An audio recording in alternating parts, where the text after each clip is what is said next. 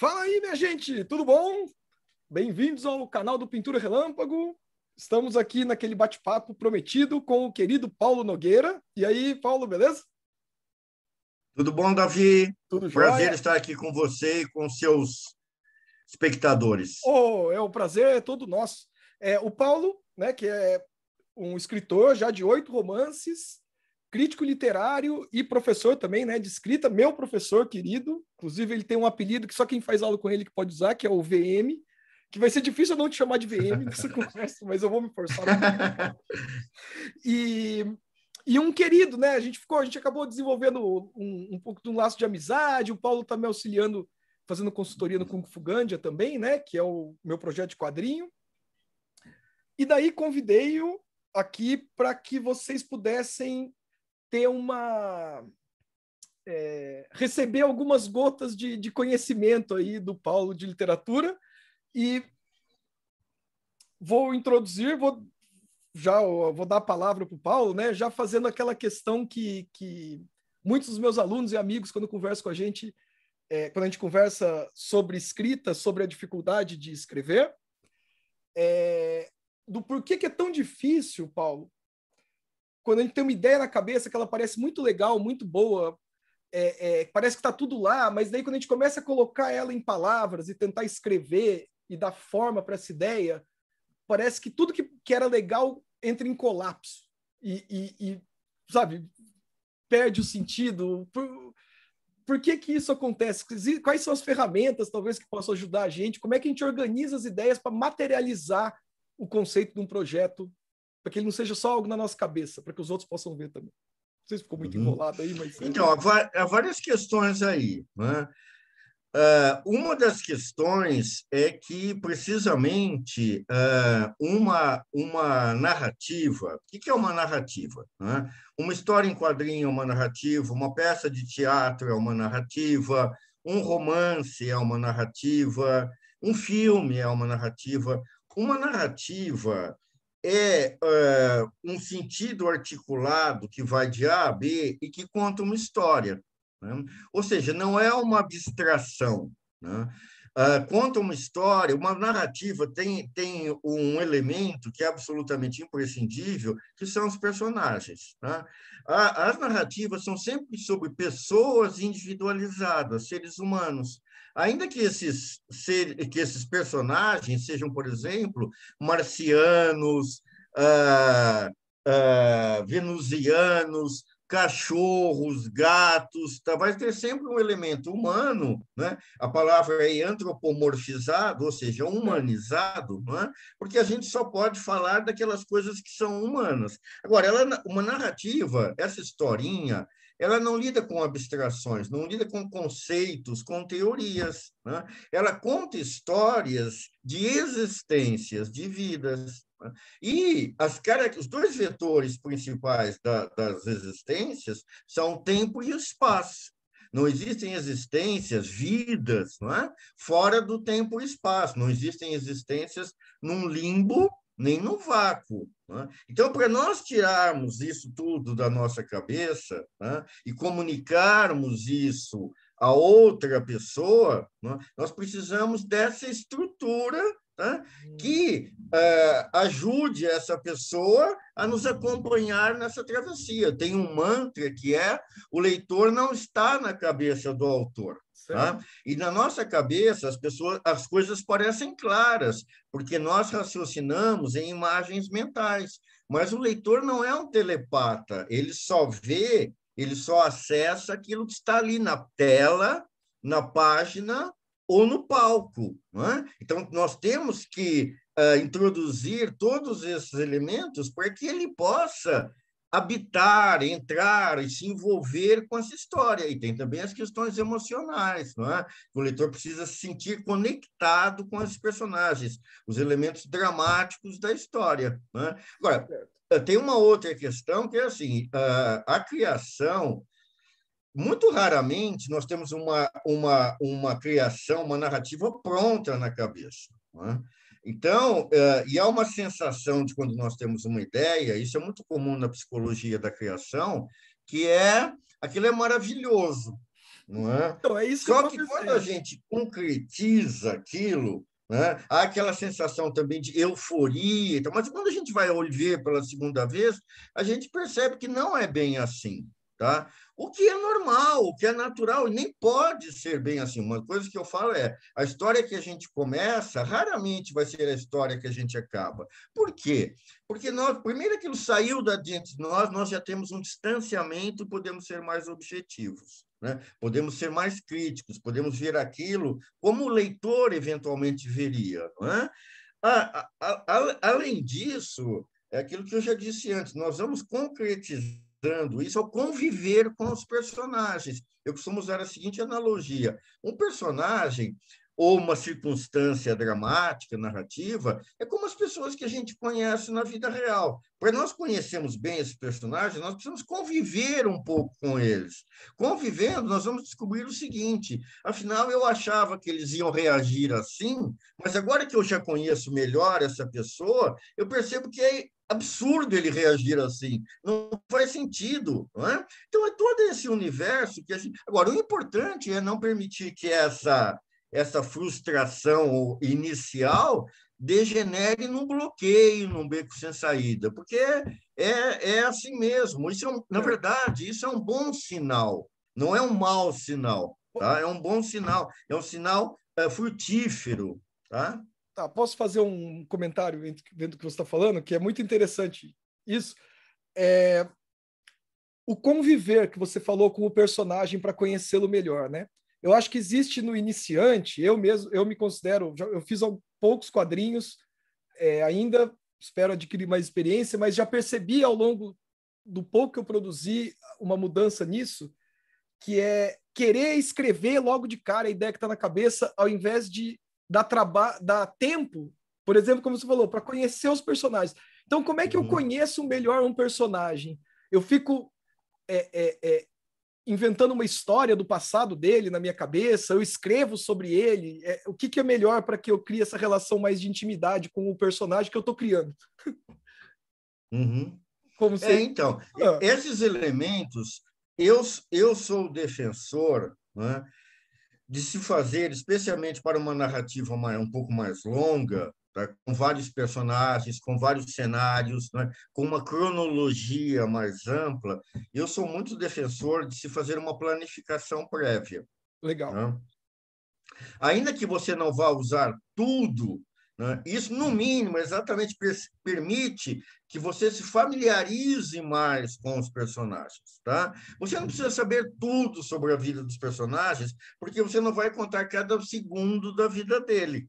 Não é? Você vai contar, apresentar, é outro mantra meu, as boas histórias dizem respeito a momentos marcantes na vida dos personagens, e não a rotinas repetitivas. Aí nós não temos história. No piloto automático, nós não temos história. Não é? Pode até ser muito bom para os personagens estar deitado numa rede lá no Dolce Far Niente, né? Pode ser muito gostoso, só que é mal para nós e mal para os leitores, porque é tedioso. Não é? As boas histórias são sempre histórias de questionamento, de desenvolvimento dos personagens, de amadurecimento do personagem. Quando a história acaba, algo mudou na vida do protagonista ou da protagonista. Essa questão da mudança é fundamental. Agora, me dirigindo assim aos seus alunos, mais especificamente, porque a minha praia propriamente dita é a literatura, não é? Ou seja, romances e contos, que tem uma certa diferença da sua praia, que a minha praia ela lida apenas com texto, não é? Apenas com palavras. E o texto ele é uma representação em segunda mão da realidade, ele não é uma representação fiel da realidade, como é a imagem e o som. Não é? Se eu vir como estou te vendo agora a tua imagem, não é?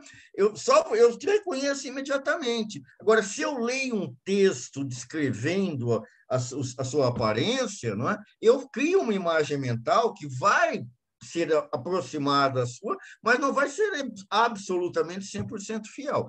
Ora, os quadrinhos ou qualquer narrativa que use desenhos também, não é? Eles vão fazendo uma espécie assim de dialética, não é?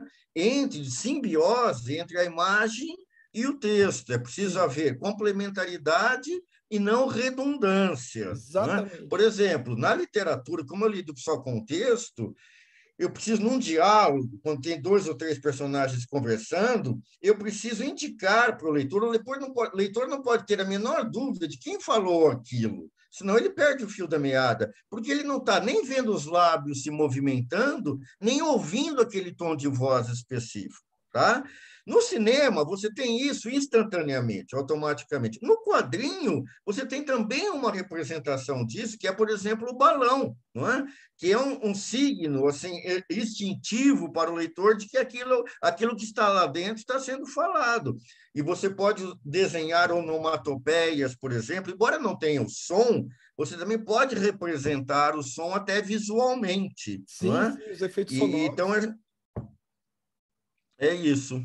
Não, ótimo. É porque eu estou até lembrando, como você falou agora, porque na consultoria que você tem feito para o Kung Fu Gandia, em alguns quadros eu começava o establishing shot lá da cena, sei lá, com um restaurante e alguém falando de dentro do restaurante. Daí só tinha o balão saindo do restaurante. Daí você me falava assim, pô, mas aqui eu não sei quem tá falando. E daí eu tinha que voltar e falar, pô, é verdade, não dá para ver. Mas depois eu voltei e acabei conseguindo. Será que congelou a imagem aí? VM, você tá aí ainda?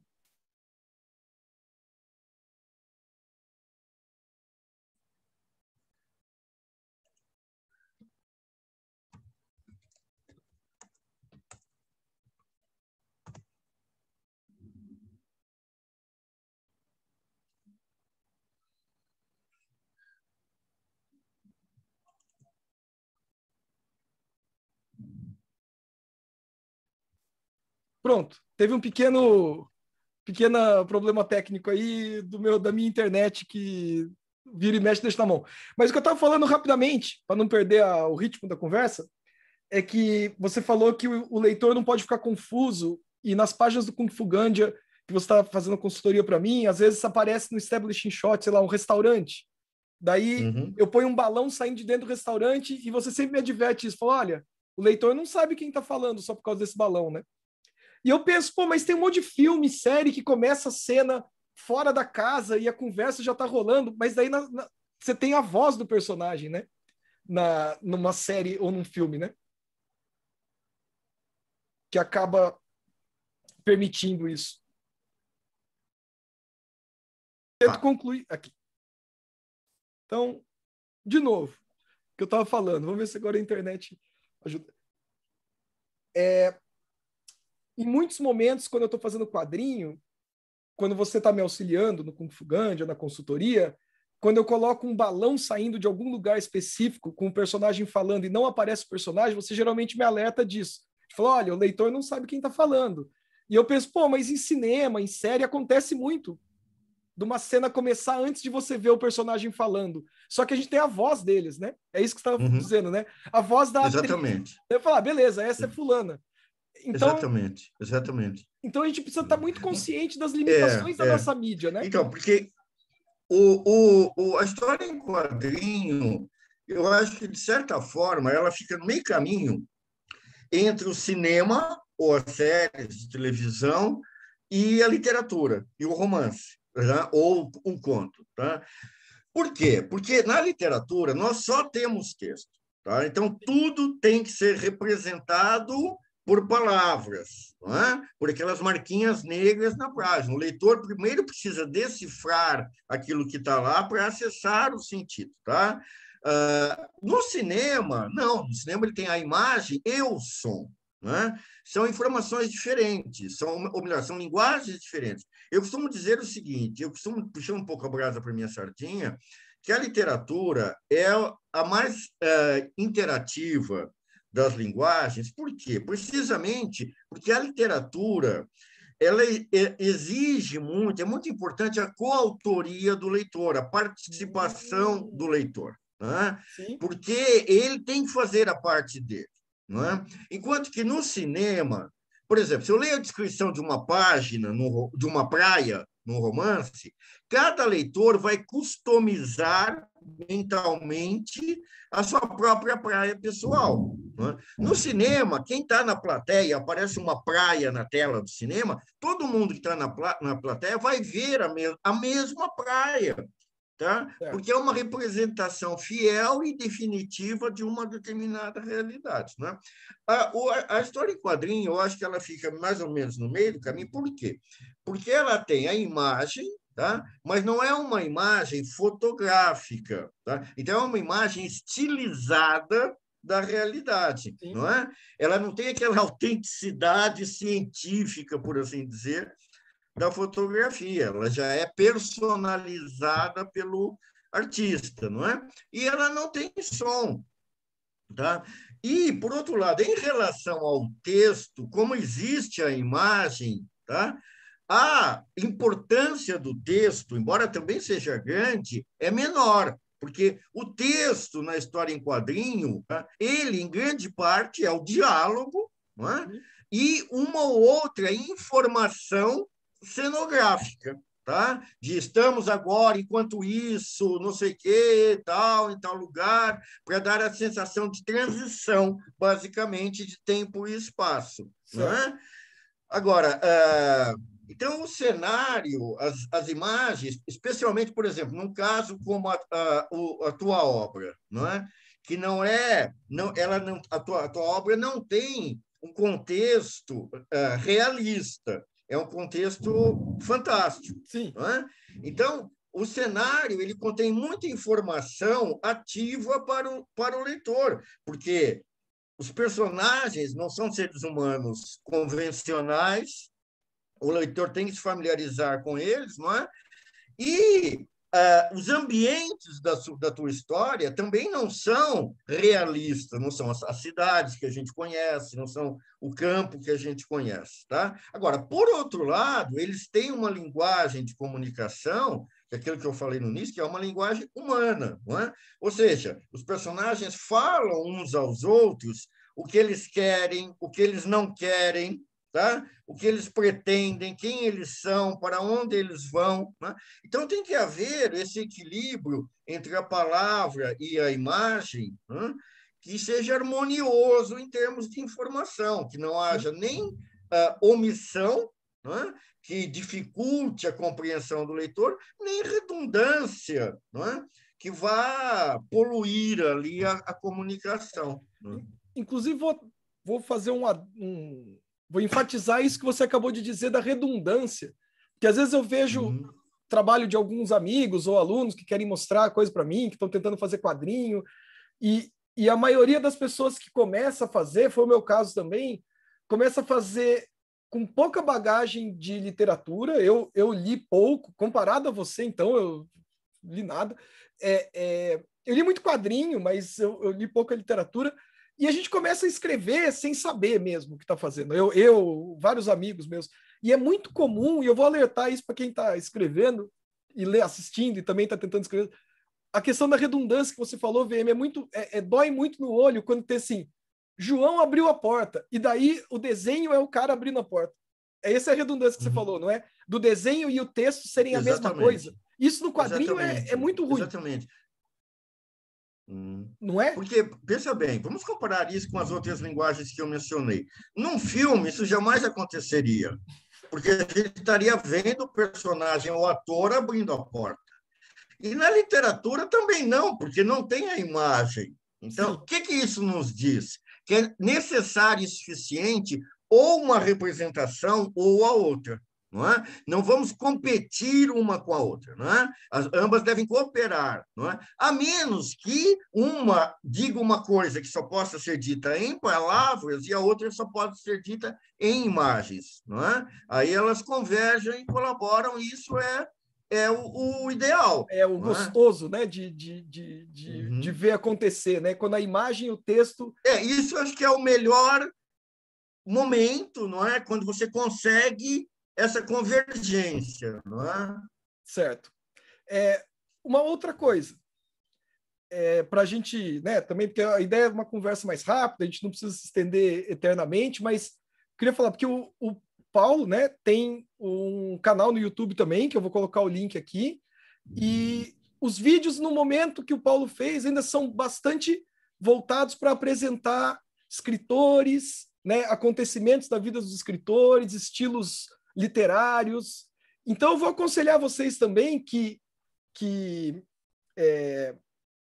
conheçam o canal dele, deem uma olhada nas coisas que o Paulo já postou e tem postado ainda. Calma aí, voltei. E o que eu ia pedir agora para você dar de dica também, Paulo, baseado nisso que você vem mostrando, é que, assim, se alguém como eu, por exemplo, que não leu muito, li algumas coisas, li uns clássicos aqui e ali, mas tem muito buraco no meu conhecimento literário. Conheço muitos escritores, mas li muito poucos deles, certo? Que acho que é o normal, né? A gente conhece os nomes famosos, mas não... Para quem está querendo... Porque eu acho que é importante, para quem quer escrever, ler bastante também, né? Se esforçar para aumentar essa capacidade. Como é que você daria uma dica para quem quer começar a ler, mas sente perdido, sente que não leu quase nada? Tem algum jeito de começar? Qual seria uma dica que você daria, assim, para quem quer se aprofundar mais na literatura? Então, eu costumo dizer o seguinte, Davi, a literatura, e acho que aí eu posso colocar as outras artes narrativas, como a história em quadrinhos, cinema e tal, mas falando especificamente da literatura, que é especificamente a minha praia, a literatura, ela nós lemos romances e contos, lemos literatura, e acho que é assim que deve ser, por prazer, por entretenimento. Tá? A gente não deve ler por obrigação, na minha opinião, tá? Porque nós não lemos um bom romance, um bom contos e tal, em busca de uma informação específica, concreta, tá? Técnica e objetiva, tá? Se você, por exemplo, você quer aprender a fazer um bolo de chocolate, você vai ler um manual de culinária, tá? E por mais chato que seja aquele texto, você fala, paciência. O que eu quero é aprender a fazer o bolo de chocolate, é o preço que eu vou pagar por isso. A literatura não, sabe? Ela não vai te dar nada nesse aspecto, tá? Ela tem que te seduzir, tem que te entreter, tem que te divertir. Existem níveis de entretenimento e de diversão, claro, em todas as artes existem, não é? Existem os mais complexos e outros mais simplórios, tá? Mas a obrigação dela, e assim é que eu encaro, tá? É divertir o leitor, entreter o leitor, comover o leitor, assustar o leitor, questionar o leitor. Tudo isso, não é? Então, primeiro é isso. A gente não deve encarar a literatura como uma espécie assim de dever, de obrigação, de nada. Aquilo tem que nos divertir, tem que ser um prazer. Tá? Agora, isso também pode ser educado. Infelizmente, não se ensina literatura. Em grande parte, o ensino da literatura na escola, no Brasil, é uma coisa chata, porque se mandam os alunos ler coisas que não são para aquele nível etário, nem emocional, nem intelectual. Não são, simplesmente não são. Tá? Então, já fica aquele trauma, tá? E aquela frustração, nossa, isso é uma coisa chata. Tá? Literatura é muito e não difícil, é assim. Eu sou burro, não consigo entender. Não é assim. Então, a leitura ela tem que ser assim. Eu comecei, eu me apaixonei pela literatura. Minha mãe era professora, depois diretora de uma escola, tal. Sempre teve muitos livros de casa. Mas eu me apaixonei pela literatura com histórias como Simba, o Marinheiro, A Ilha do Tesouro, Os Três Mosqueteiros. Isso aqui era arrebatador e divertido para a minha idade. Depois você vai teoricamente amadurecendo e as tuas leituras vão amadurecendo junto, né? Então, agora, já que você me deu essa oportunidade, não é? Eu tenho dois canais, por assim dizer, com as pessoas que estão interessadas nesse tipo de assunto. Eu tenho os meus cursos, né? Que eu ensino essa estrutura para a criação literária, para contar histórias. Você vê que eu tenho muito aluno que vem de curso assim de roteiro de cinema ou roteiro de televisão, tá? E aproveita muito os meus cursos, né? Apesar de ser uma linguagem diferente, tá? Há muita afinidade, muito parentesco, porque é aquilo que eu disse, trata-se de contar uma história de seres humanos individuais, singulares, específicos, num determinado tempo e num determinado espaço, uma história que vá de A a B e tem um determinado dinamismo, não é? Então, isso é comum e isso talvez seja o mais importante de tudo, tá? E nas minhas aulas, eu já vou usando exemplos de grandes escritores para os alunos perceberem, não é? Que quanto mais você conhece uma técnica, tá? Mais você também desfruta dessa leitura. Não é? Porque Certo. você percebe mais ingredientes, mais matizes ali, aquilo tudo. Não é? Você percebe a plástica daquilo, você tem mais elementos para valorizar. Não é? E depois tem o meu canal, que é um canal relativamente novo, não é? Que agora eu vou te dedar, que foi você que me obrigou a fazer, e você é o meu guru para o meu canal. Não é? Eu adoro que você E, tenha esse canal. Desculpa. e eu vou um pouco ali, de uma maneira informal, e meio errática, então também tentando mostrar aos interessados, mas é que são leigos, porque assim, você pode e até deve eventualmente curtir literatura, narrativas e tal, sem ser um especialista no assunto, Sim, sabe? Você tem a tua vida toda para consumir isso ainda, tá? Você não é um acadêmico, tá? Desde que você... Agora, a literatura, na minha opinião, ela é muito importante porque assim, a leitura, isso está provado cientificamente, não é? Que ela desenvolve muita inteligência, sabe? Então, nós já nascemos com um número, nem todas as pessoas, como fica evidente hoje em dia, mas nós nascemos já com um número assim exorbitante de neurônios, não é? E esses neurônios, com o passar do tempo, eles começam a se atrofiar, mas assim, tem de sobra ainda, tá? Fiquem tranquilos, tá? Mas a leitura ela vai expandindo essas conexões, tá? Vai, de fato, assim, abrindo cada vez mais horizontes dentro da nossa cabeça. Além disso, a literatura, ela faz algo, e a narrativa, como você faz também, é algo que só ela pode fazer, tá? É só da competência dela que ela nos apresenta mundos, universos, valores diferentes dos nossos, tá? Nós viajamos na maionese confinados em casa. Agora é compulsivo isso, né? é Mas não verdade. precisa ser sempre assim. E é muito bom você conhecer o diferente. Não é bom apenas do ponto de vista humano, não é, de cidadania, isso tudo, mas também é divertido, tá? Você viajar no tempo e no espaço, você vir para mundos imaginários, não há nada mais divertido do que isso, porque nós saímos da nossa rotina cotidiana, que por mais gratificante que seja, pode ser um pouco enfadonha, não é? Às vezes, não é? Sim, Então, sim, sim. abre essas portas todas, não é? Para nós conhecermos coisas diferentes de nós, que podem nos divertir, podem nos ensinar. Há uma grande escritora americana que já morreu, a Toni Morrison, que ela disse a literatura, a narrativa, de um modo geral, é a ciência da alma, sabe? Você não aprende um conhecimento específico, técnico, mas isso não significa que você não aprenda nada. Você aprende com outras pessoas que são parecidas com você, reagem em determinadas circunstâncias desafiadoras, dramáticas.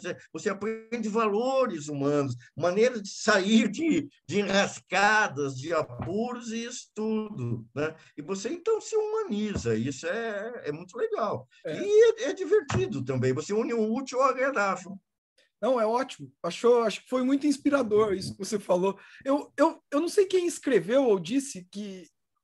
Não sei se eu vou falar errado, mas eu já li em algum lugar uma vez que quem não lê vive uma vida e quem lê vive várias vidas ao longo da vida. Isso, E exatamente. você. Não é? Nossa, Exatamente. foi tão empolgante Não, agora. basicamente é isso, não é? Nós temos a nossa vida individual, mas a gente faz parte de uma infinita comunidade, não é? Dos que já não estão mais aqui, dos que estão aqui, dos que ainda vão chegar e tudo, não é? E através da literatura a gente participa disso, né? Eu tenho uma curiosidade assim incessante e infinita, então, sobre todas as coisas. Claro que de umas eu gosto mais, de outras eu gosto menos, né? Mas na literatura eu conheci, eu aprendi muita coisa. Muita coisa e me diverti pra caramba, não é? Então eu acho que é o melhor dos dois mundos, de fato, quando você pode aprender e se divertir, não é? Sim. É o E, melhor dos dois mundos. e é possível aprender, né, a técnica da escrita também, né? A ausência da técnica nos dá muito. Deixa muito. Como é pouco eficiente. Eu era bem menos eficiente quando eu tentava escrever antes de ter estudado com você, por exemplo, e hoje eu percebo que quando eu vou tentar colocar uma ideia no papel, eu consigo formatar e chegar... É muito menos esforço, assim, sabe? Por mais que sempre seja trabalhoso, parece que antes dava muito murro em ponta de faca, insistia em caminhos que não iam levar a nada, e agora parece que eu percebo os caminhos ruins já antes. E eu falo, nem vou entrar aqui. Então, é aquilo que a gente falou no começo, tá? Tem, assim, uma espécie de... Eu, às vezes, até vejo aí nos comentários, aí nas redes sociais, e não sei o quê, o escritor ou o artista já nasce na sua alma, tá? Isso, assim, é uma treta, não tem pé nem cabeça isso, tá? Existe uma outra frase que exemplifica bem disso, que é assim, escrever não se ensina, apenas se aprende. Tá? Ou seja, você já tem que nascer sabendo. Não é? Também não é claro que se ensina. Você não ensina, eventualmente, o talento. Tá? Mas o talento sem a técnica, uma história, uma narrativa, seja de quadrinhos, seja de cinema, seja de literatura, ela é uma produção de algo. Toda criação, toda produção tem uma técnica. Eu falei há pouco do bolo de chocolate. É uma técnica. Se você não aplicar essa técnica direito, o teu bolo vai ficar intragável, ou vai queimar, enfim. Né? E a literatura é a mesma coisa. E se você... As pessoas não sabem a técnica, Davi. Não sabem, porque também não nascem sabendo. Ela tem que ser transmitida. Não é? Agora, ela pode ser transmitida. E tem mais um efeito aí bacana, que é a partir do momento que você vai aprendendo a técnica, fica muito mais fácil você contar essa história, tá? Porque você vai ter os pilares para ir sustentando essa história. Tá? Porque essa estrutura, meu caro, claro que cada história é uma história, mas essa estrutura ela é universal. Sabe? Ela é universal. Então, se você sabendo isso, você sabe para onde você deve ir. Você não vai desembocar num beco sem saída, num bloqueio de escritor, nem nada. Tá? Claro que aquela história, tudo depende do talento, muito da inspiração, mas não é essa coisa de estalar os dedos, porque tem uma técnica, tem um know-how. Eu falo assim, nos meus cursos, eu forneço uma caixa de ferramentas para os alunos. Exato. E essa caixa de ferramentas, eu ensino, essa ferramenta serve para isso. Essa ferramenta serve para isso, não é? E aí você vai... Porque uma narrativa, ela é uma engrenagem, ela é uma máquina, tá? E tudo funciona em conjunto, não é? Para produzir essa coisa, essa mercadoria, não no sentido necessariamente comercial do texto, mas para produzir esse objeto, não é? Que tem que funcionar, senão não vai funcionar de fato. Né? Não, eu tive a ideia de chamar você para fazer esse bate-papo mesmo, por conta do quanto que eu senti que me ajudou desde que eu comecei a estudar com você. Porque eu já tinha começado a fazer quadrinho antes, mas e eu dou aula de pintura, eu sou professor há 20 anos também, então eu sei fazer uma analogia do que você está falando, e os meus alunos, eu acho que quem está assistindo também vai saber fazer, do que eles já ouviram sobre pintura, porque eu falo muitas coisas semelhantes, da estrutura, da técnica, da percepção, de que um monte de mancha colorida não vai virar uma paisagem só se você tacar lá, precisa ter uma ordem, precisa ter uma intenção por trás, precisa ter um protagonismo de algo, né? Quem que está protagonizando essa cena? É o vento, é a luz do sol, é a vegetação? Então, existe um caminho, e todo mundo que já fez aula comigo, que a gente conversa, fala, nossa, eu não fazia ideia de que dava para criar uma imagem partindo desses pontos. Eu achava que eu ia pôr a tinta lá e ia sair.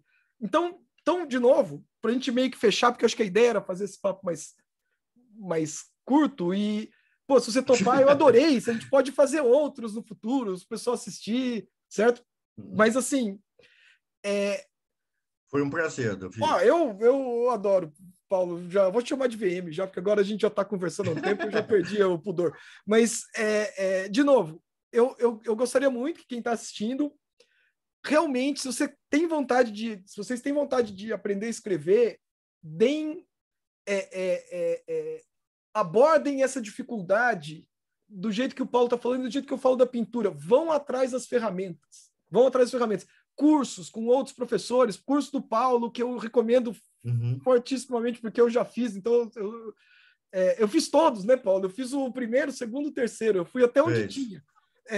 Então, Você fez doutoramento nos meus cursos. E agora eu estou produzindo o meu quadrinho com a sua consultoria, que é lindo, juro, tá sendo muito marcante para mim, gente. Mudou muito, e eu falei, as minhas ideias continuam sendo as minhas ideias, só que agora eu consigo acessá-las e trazer para o mundo físico com muito menos esforço, de uma maneira muito mais eficiente, né? E a gente não quer ficar se desgastando à toa, a vida já tem desgaste suficiente para a gente ficar sofrendo. E assim, só para fechar, claro. eu assino embaixo tudo que você está falando, porque você se lembra quando a gente combinou a consultoria, tá? Tenho certeza que é isso que você está querendo dizer, tá? Eu não vou escrever, nem desenhar, nem produzir a tua narrativa. A narrativa que eu quero escrever, eu faço eu. Certo, né? sim. Eu vou te ajudar a fazer o melhor possível a narrativa que você tem dentro de você. Mais fielmente possível aquilo que você a tua capacidade, o teu talento, a tua visão de mundo, tudo isso. Eu vou te ajudar a fazer isso o melhor possível. Tá? Essa história que tem dentro de você. Não, é perfeito. Eu vou até usar uma analogia da roça aqui para fechar a conversa, talvez. Que a gente tem a chocadeira para tirar uns pintinhos, filhotinho de pato aqui, né? Só que quando nasce da chocadeira, o pintinho, a casca do ovo fica muito dura, porque é diferente de chocar com a mãe. Então o pintinho precisa da nossa ajuda para nascer. Ele está lá bicando e quebrando a casca, mas se a gente não vem... Eu gostei da analogia. Então, a consultoria é a mão que está ajudando o pintinho a nascer. Você está tirando a casca mais dura, e daí eu consigo, uma hora ele mesmo sai, mas às vezes ele ia estar preso ali, se não tivesse uma ajuda externa. Isso. Ele vai sair, quem vai sair de lá de dentro é ele, e vai ir o indivíduo que estava lá. Não é? Eu vou ajudar a sair o melhor possível, apenas. Não, perfeito, VM. Foi lindo ter falado assim com você. Realmente, eu quero que o vídeo fique um pouco curto para a gente poder fazer mais no futuro e não ficar aquela coisa enorme. E foi o primeiro vídeo que eu fiz conversando com alguém no meu canal. Eu nunca tinha feito um vídeo de bate-papo assim, então obrigado por estrear aí essa... espero que a gente faça foi muito mais. legal. Como sempre, quando a gente conversa, né, Davi? Sim. Foi muito a gente legal. sabe, quando a gente começa a bater papo, o assunto a gente se concentrou para não sair muito, mas a gente ia falar Isso, exatamente. Foi um esforço aqui que a gente fez. Mas eu vou... Uma causa nobre. Uma causa nobre. Não, porque tem o tempo das pessoas também, e daí se alguém quiser, uma hora a gente faz um bate-papo. Claro. Tipo um podcast, a gente pega e conversa de um monte de assunto diferente. Eu estou querendo fazer mais isso e foi uma delícia ter feito esse papo já com você. Realmente eu recomendo para que o pessoal vá conhecer. Quem tiver a fim de fazer alguma aula de escrita, aconselho fortemente aí as aulas do Paulo. Depois vocês podem ver pelo canal dele, Instagram dele. Eu vou pôr seus contatos aqui, tá, Paulo? Daí o pessoal te acha. Beleza? Beleza. E é isso. Legal. Tem alguma coisa que você queira falar? A minha internet, na hora, dá um aviso que ela está com a conexão instável. Tá pondo à prova aqui a minha... Isso, tá meio coisa... Não, eu acho assim, foi um prazer falar com você, foi um prazer falar com os teus alunos ou espectadores aí através do teu canal, tá? E pronto, é isso, vamos que vamos, né? Tá certo. Então, Paulo, muito obrigado, fica bem aí, vamos que a gente ainda tem um monte de coisa para fazer hoje, né? A gente conseguiu achar esse tempo aí também para bater esse papo, mas isso. O Paulo é super atarefado, eu também tenho 1000 coisas para fazer. Mas foi uma delícia. Espero que a gente possa conversar de novo em breve. Tá certo?